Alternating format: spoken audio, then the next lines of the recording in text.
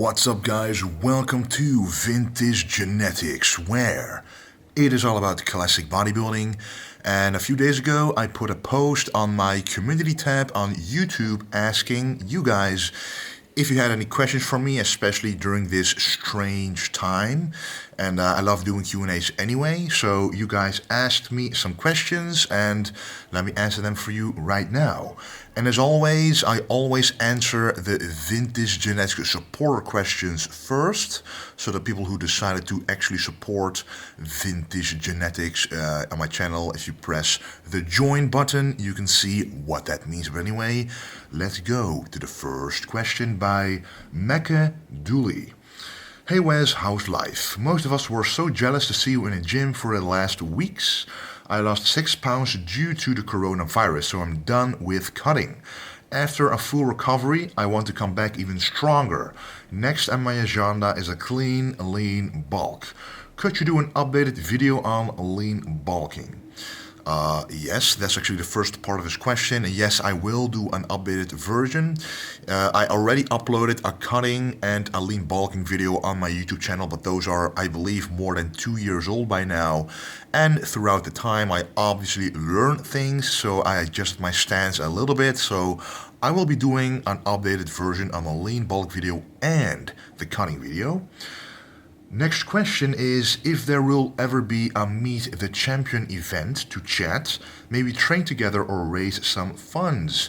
And yes, this is something that I really want to do. I actually, and this is no lie, I planned on doing something like this in the next few weeks to months in America somewhere. I was planning to go to New York to certain gyms, to Gold's Gym as well. And I had all that planned for you guys, but right now it's very difficult to do any of that, especially when going to America. It's going to be very difficult to be there for the next few months, I think so. But I will definitely do that for sure. It would be very fun because every time that I go to an expo in America, it's an incredible feeling to meet every single person who is there on the other side of the world watching my videos and actually learning things from me. So that's just amazing to hear. All right, next question by Surendra. Hey Wes, I hope you are fine. Is the Christmas tree look purely genetics, or can we get them by training the erectors? In my opinion, it's partly genetics. And there are two sides of this genetic compartment. So the first one is when I personally do back exercises, even when it's a lat pull down or a simple row, I target the erectors a whole lot automatically. So when I did my first contest, you can already see a very crisp Christmas tree without me having ever specifically focused on training it. So I already had it. Obviously, the back thickness in general was missing, but the Christmas tree was definitely there. So the second part of it is some people, if they train it, they will explode their Christmas tree because they specifically target it. And some people, even if they train it directly, they still cannot really get that Christmas tree to look that great. But anyway, exercise to really work it obviously is the deadlift, but also the hyperextension, good mornings, pretty much anything that keeps your back like this, and you have to force it up upright, allowing for you to use your erectors to the maximum of their ability. But for me, that was never needed because the Christmas tree was genetically there, and then I simply did heavy rows and trained back over the years to develop it even more. All right, next question by Michael Hess. Wes, do you think it's important to put on as much size as possible when you're younger, 18 to 25, to build a permanent and wide structure? Well, let me answer that question a little differently. I do think that when you work out at a very young age, and I was 14 when I started working out. So during my puberty years, I built a certain amount of muscle mass using the natural testosterone in my body to build that muscle. And I believe that even when I stop bodybuilding, I will never lose the foundation I then built up. Because my body literally doesn't know anything else. It has always been like this. I'm right now 26, so I started working out when I was 14, so almost for half of my life I've been pretty big. My muscles have been above average. And, we all know the pictures of a lot of pro bodybuilders who are very big, and then when they stop competing they shrink.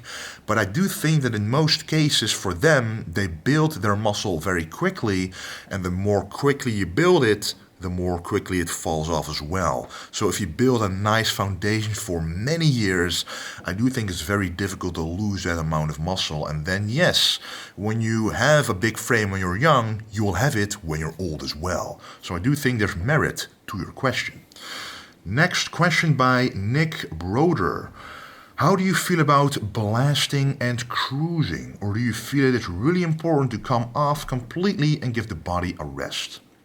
Now, normally I don't always answer questions like this because you can imagine a lot of people ask me questions like this, and other podcasts like Fuad Abiad's podcast, his Real Bodybuilding podcast, or even Bodybuilding and Bollocks, they talk about that stuff quite a lot. But my own opinion is, if bodybuilding and health are two important factors in your life, then your own natural hormone should always take precedence over blasting cruising. So it does differ for a bodybuilder who is at the Olympia level, because if you're at the Olympia level, you need to do shows in between the Olympias to qualify.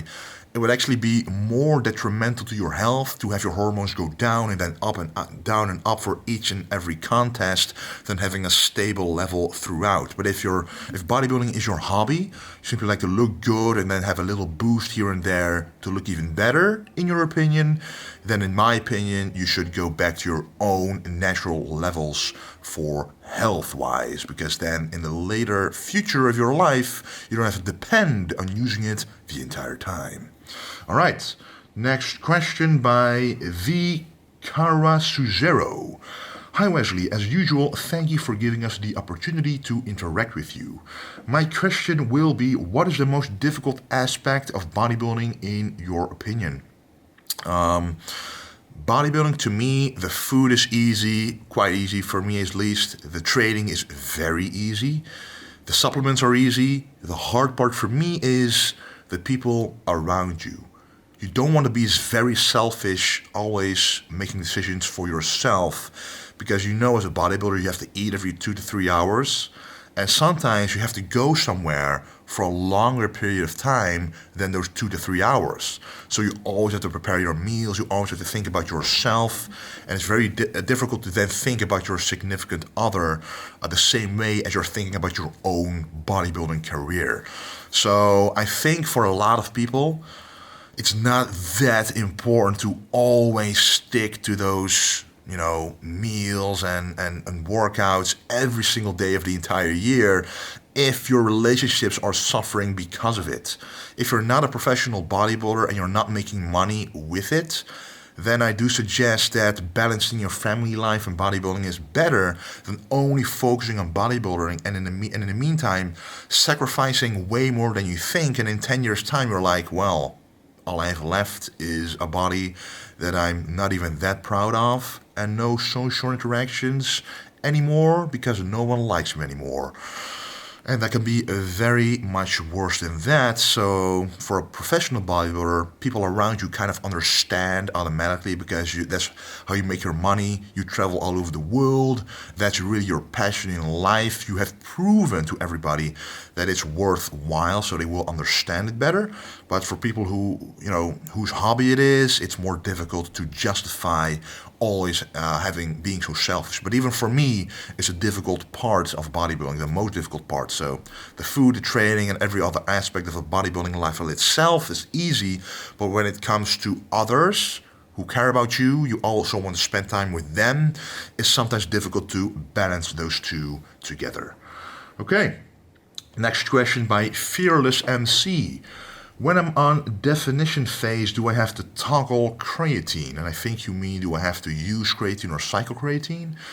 I'm on a keto diet and do your resistant band workouts. That's pretty awesome to hear. Gyms are closed in Italy. They're closed here as well. Right now I am in the office of the gym and no one can work out here. It's a very strange feeling, even though we still have to pay the rent for this building at the same time. But a lot of other people are having the same problem.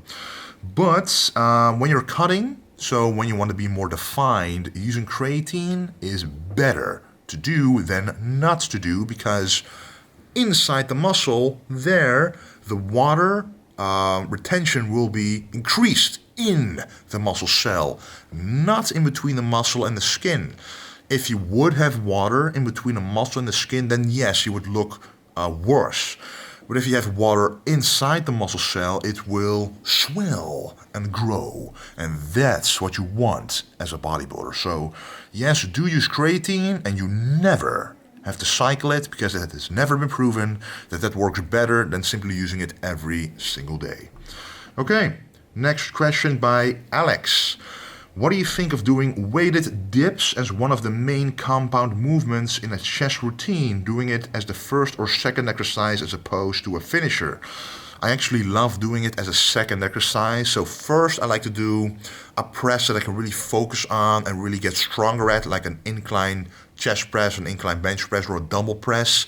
So first I focus on that one, and then I like to do a weighted dip on the belt squat machine actually. So I attach the weight to the machine, then I put a belt on, and every time I try to improve the amount of reps I can do.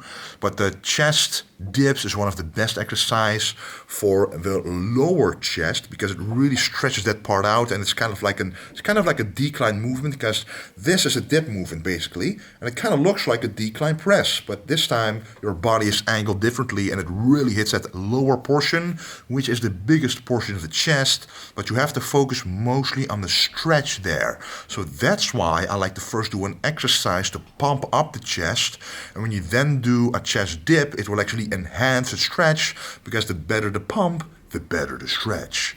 All right, next question by Noir Gaming. Hey Wes, do you train your forearms? If so, which exercises and how often? Thanks in advance. Looking forward to see you in the Arnold Classic. Well, hopefully I will be able to go to an Arnold Classic in the near future, but I do train forearms. I don't do this exercise for the bottom, because that one is pretty developed for me. I do train the top, so I have my knee right here, this is my leg, and then I have my arm resting here. I have a dumbbell holding in my hand, and I simply go up like this. 15 to 20 reps. I don't like to go way too heavy, because it puts a lot of stress on the wrist. I like to do that at the end of a back workout or an arm workout where the forearms are already taxed. Then I like to finish them off with a wrist curl going up like this. 3 sets, 15 to 20 reps, every set using a heavier dumbbell. The last set will really be a struggling set, because you're still able to grind out like 5 more reps, even though it feels like impossible. But the forearms can take a lot of force. And if you ever want those Phil Heath forearms, you gotta put the work in. All right, next question by Taraka Sani Viratne.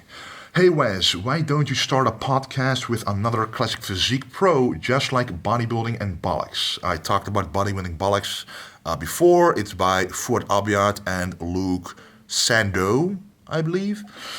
At these times, you really need more content to watch. I think Arash Rabar will be a good fit for you, because he's well educated like you. I actually agree. I would love to do a podcast with someone, and he would be a great pick, because indeed what you say is true. He's very well educated, and I think we can have great discussions. But at the same time, I do think it's very nice to have a guest every single time as well, someone within the industry, but mostly within the classic physique class, because I like to talk to people about their decisions, why they want to do classic physique, what their vision is of bodybuilding, how it differs between open bodybuilding and classic physique, if the mindset is really that different, stuff like that. And obviously their supplements, nutrition, their training, everything would be very interesting for sure, so I'll definitely be thinking about it. Okay, the last question by Hermanus. Hello Wes, because I, and I believe many others, don't train that hard and long right now, what should we do about our food intake? And please do a video about a leg workout. I will do that for sure. P.S. Mountain Dog, which is John Meadows, gave the advice to don't train and give your body a rest if you are already training for a very long period. Maybe this is a good tip for your followers, but probably you saw it yourself because you follow him.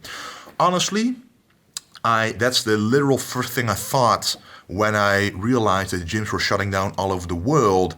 I thought, well, this is the most amazing opportunity people have to recover their body for once in a lifetime, basically, because people, I make a lot of workout plans, and pretty much every single person, well, at least 99 out of 100 people train either 6 or 7 times a week, which means there is simply not enough rest. I train 4 times and then I have a rest day. And I am at the top level of my class. So a lot of amateurs and people who don't even go on stage train way too often, way too much volume, and eat way too little food, way too little sleep. So their recovery is really low, but because they have been on this level for so long, they don't even feel that they are not recovered. It's just a constant feeling for them. And then you don't even know what it feels like to feel good, because they simply work out the whole time. Their muscle ache is there, but in the background, the entire time, chronic muscle ache or just chronic fatigue without realizing it. That's why pre-workouts are so popular, because a lot of people like to work out very much and like to rest very little, especially little sleep with their busy working lives. So if you now take 1 week off, you will feel better, stronger, you will probably even look better than you did before, because now your body is finally able to grow from all the workouts you did, recover better, make all the muscle cells recover, the tendons, all the pains in your shoulders, your forearms, your tendonitis, your knees, everything you ever pulled or injured has now finally the time to fully heal up. And what does that require? Enough food and enough sleep. Those two is usually what people do wrong. Now, you specifically asked me, what should we do about our food intake? Preferably, I would stay around maintenance, but a little above maintenance level. So watch your scale and don't gain more than 500 grams of weight per week, or about 1 pound a week. If you go above that, you simply gain too much, and it will be mostly fat, which you will ultimately have to train off anyway. So if you're not able to work out at all, not at home or anywhere, then do stick to maintenance level.